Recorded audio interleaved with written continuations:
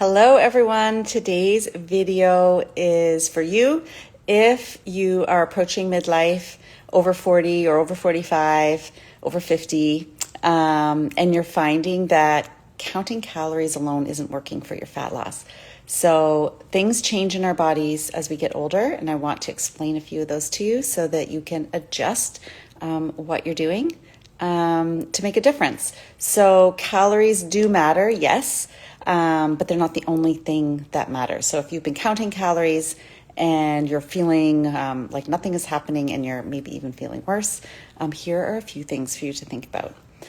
Number one is that hormones, metabolism, and muscle mass as we get older are key players in how many just natural calories we burn at rest each day.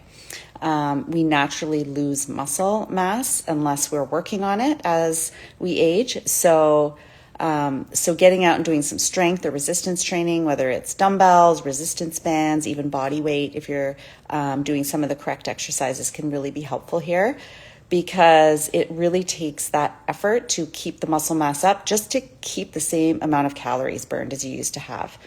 So definitely muscle mass is number one. That plays a really important role here. Number two is the way our bodies process blood sugar and insulin changes. So this is why managing blood sugar levels is so important. So both protein and fiber are key players in that as well. So here are some things to focus on from a nutrition standpoint, so that you can not just manage your calories, but also manage what you're actually eating, the balance of macronutrients. So protein, you want to get about 1.6 grams per kilogram. So it really varies by body weight. So if you're a small person and you're aiming for 100 grams of protein, that might be too much for you, but it might be the right amount for you. So definitely base it on your ideal body weight, not necessarily the weight you are now, 1.6 grams per kilogram. The fiber, you definitely want to be getting minimum 25 grams. 35 is optimal. So you don't want to be eating protein while sacrificing fiber. I see that quite a lot. So we need to have both. You want some whole food fats, avoid the processed oils, but getting your fat from whole foods is naturally going to keep it at about the right level, a little bit lower. So a few nuts, avocado, olives, things like that, but no processed foods, no processed oils. The meal timing is another thing that's key.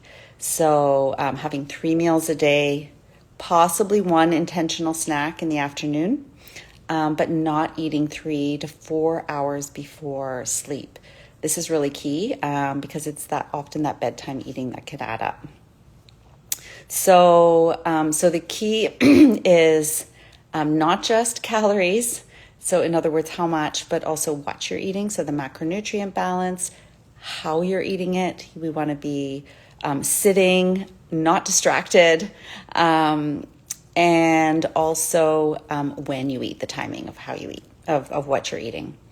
So what might this look like on an average day? A lot of people have trouble getting that protein and fiber at breakfast. It can be a little bit easier to get it at lunch and dinner.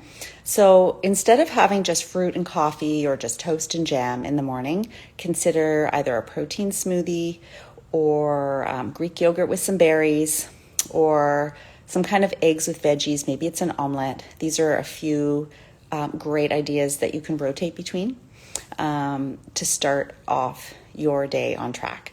If you want to dive into even more detail on this, my fall 21-day Blast Belly Fat Challenge is back. Registration deadline is September 19. Registration is open, so check out the link in bio or in my stories, and you can register right now. What's included is 3 weeks. It's a live online program. You will meet with me every Wednesday at noon Eastern. The calls will be recorded. If you can't make it, you can ask your questions in advance and I can answer them on the call live.